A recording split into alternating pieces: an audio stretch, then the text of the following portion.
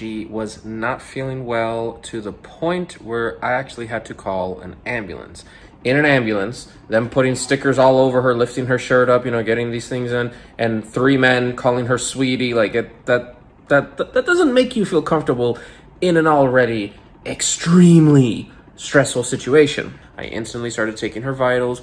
Her heart rate was about 40, and her blood pressure was around 70/30. And Janice told me later they started asking her all the same questions they asked me, looking for different answers. And when they didn't get the answers that they wanted to hear, they just played it off as, oh, you probably just have anxiety.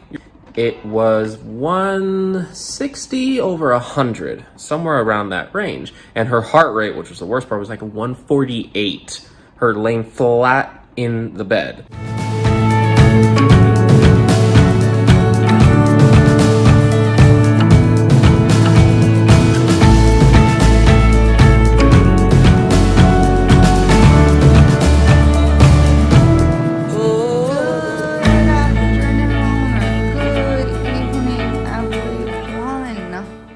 So if you guys didn't see yesterday's vlog, check it out because you're gonna be lost with this vlog. But if you guys haven't noticed, I'm in the hospital.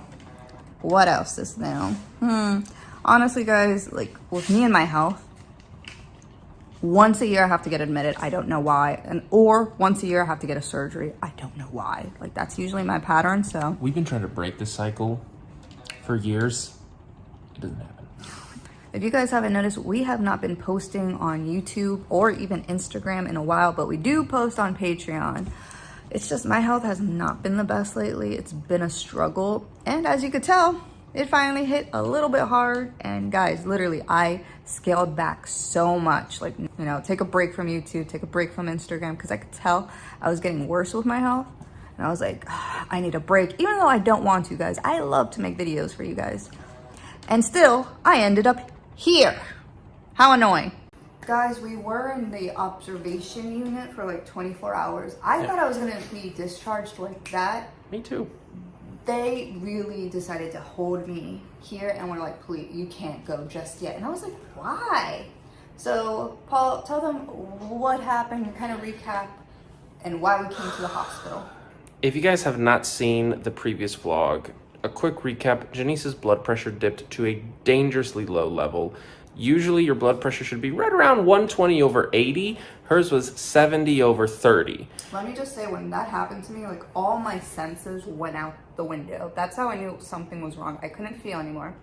I could not hear out of my ears. Like hearing just went away. And I started shaking uncontrollably.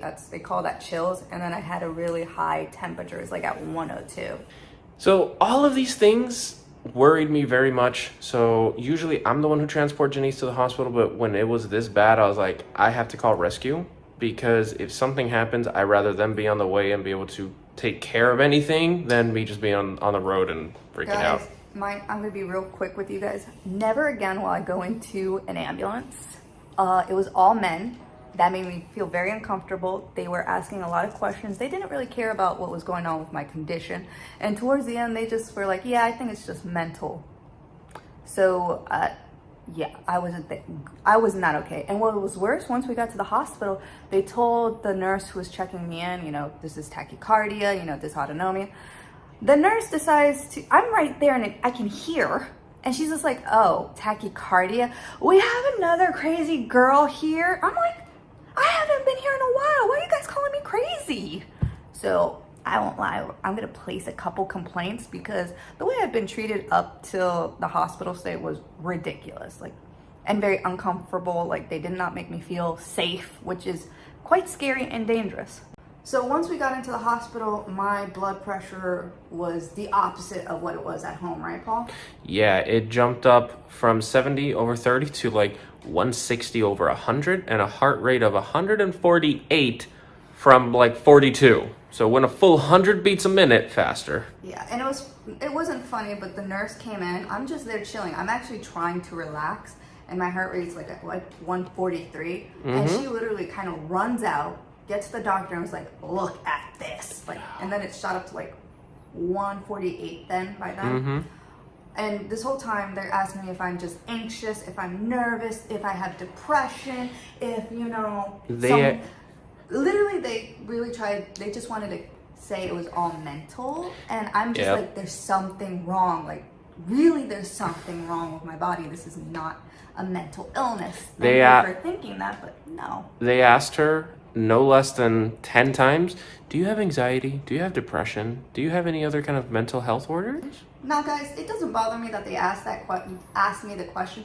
What bothered me was I got asked over 20 different times. And what also by bothered me, different doctors, different nurses. And what else bothered me was when Paul gets admitted, he doesn't get asked that once. Oh. Not once. So I found that a little tad ridiculous and annoying. These conditions definitely can be mental illness, of course, but we shouldn't change up treatment because we think it's mental. And that can affect us physically, honestly. If we decide to say, oh, it's mental, don't worry about it, you know, you'll be fine. When there's something truly underlining really bad behind the scenes. Not only that, but if someone really does have it, it's okay to rule out mental health, but you can't instantly jump to mental health right from the get-go. You have to go, okay, I'm going to treat this patient as if they have it 100%, and we're going to start ruling everything out, and we're going to start doing everything we can to help.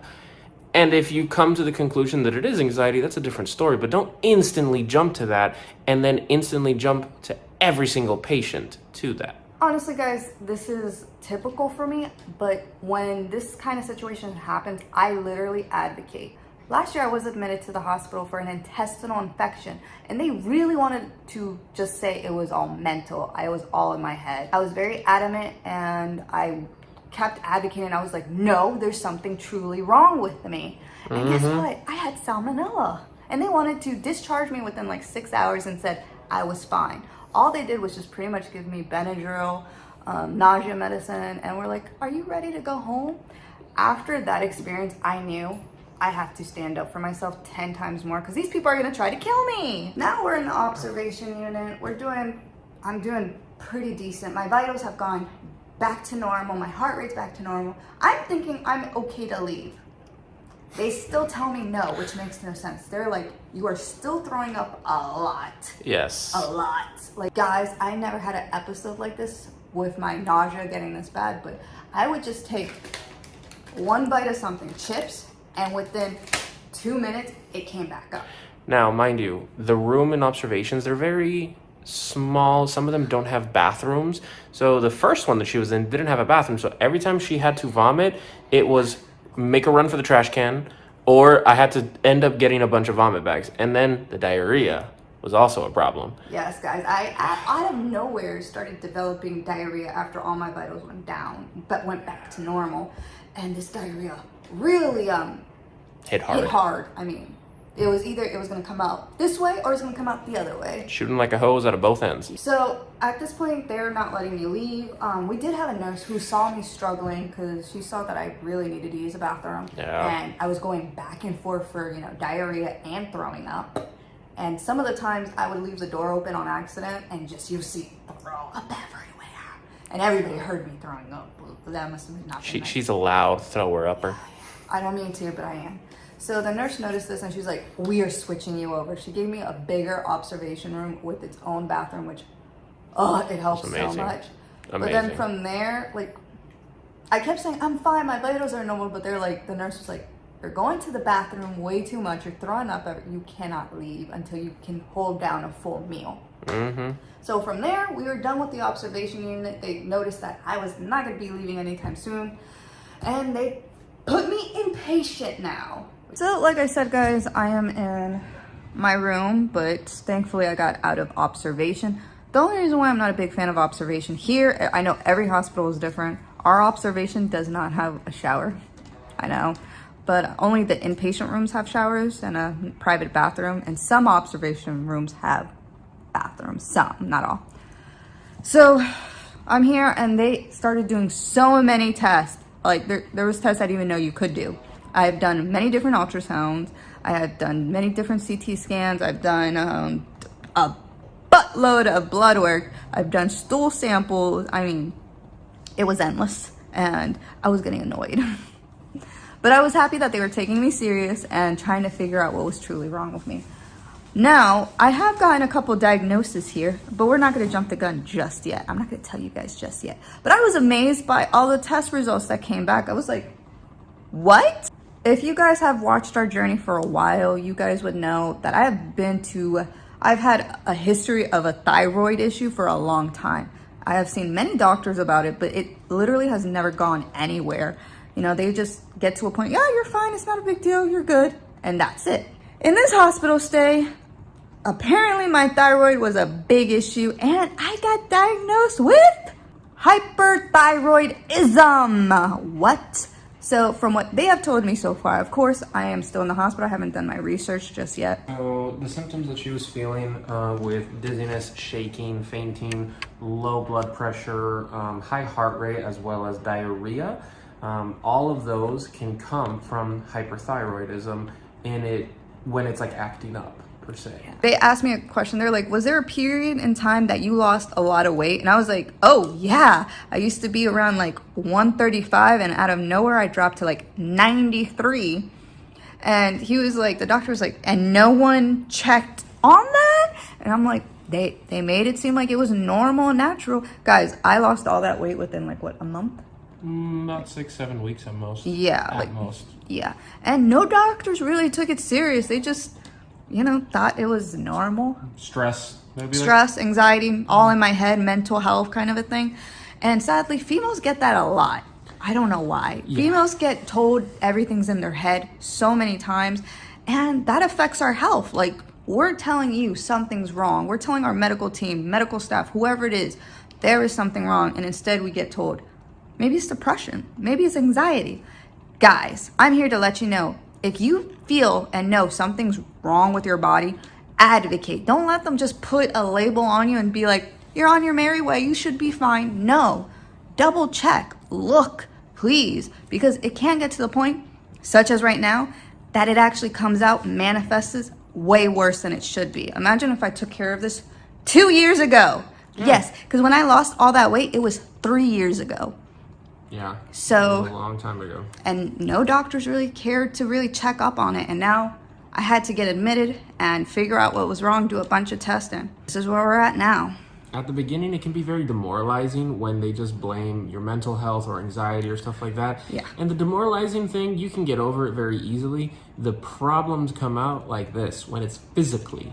Yeah. When she's literally here in the hospital having to be hooked up to fluids around the clock, medication around the clock, that all of this could have been avoided if a doctor did their job. Yeah. Now, of course, they already put me on medication for my thyroid to help. Yeah. And who knows how long I will have to be on it, but they definitely say I have to keep up with the condition, watch out for it, because I could end up back in the hospital, which sucks. And honestly, I'm still new to this condition, so yeah, I truly don't know how to handle it, because with my POTS, I know if it's acting up, time to infuse. And guys, I don't know if Paul said, before we got here, I did access a couple days ago because I felt really bad. And Paul even said it, if I wouldn't have access, who knows how worse it could have been. So, yeah. It could have happened that very day if you didn't access. Yeah. I think accessing and doing fluids, because we know how to handle her POTS. You know, we know the steps to take and what to do, because it's the same thing they would do in the hospital. And I think we prolonged the inevitable because this ended up being a thyroid issue. But, you know, it can get so much worse, and at least we have the tools at our discretion. A lot of people don't. So now there's two different conditions when it comes down to the thyroid: hyperthyroidism and hypo. Hyper is that the thyroid is making too much of the hormone. So when this happens, it's actually really hard to gain weight, for example. Yeah. And there's all sorts of different side effects that, you know, we will get into at a later time once we have a little bit more time to sit down and research. And then there's hypo. Hypo is where the thyroid doesn't work as much. So that's the quick summary of a difference in it. And Janice has the hyper, and that also probably runs in her family because her mom is stupid skinny, eats like there's no tomorrow, never gains weight. Yeah, so. So think about your metabolism going a million miles an hour. That's what it does to you. So guys, I think this is where we're gonna end it. You know, I gave you guys a lot of information. I am tired, I'm exhausted. I don't feel good, a little nauseous right now. And this is where we're gonna end it. I wanted to update you guys, educate you, and show you what I'm going through. Now, we are not done because guess what, guys? I got diagnosed with something else as well. So I think you guys are more excited to find out what it is. So stay tuned. So guys, for now, adieu and good night.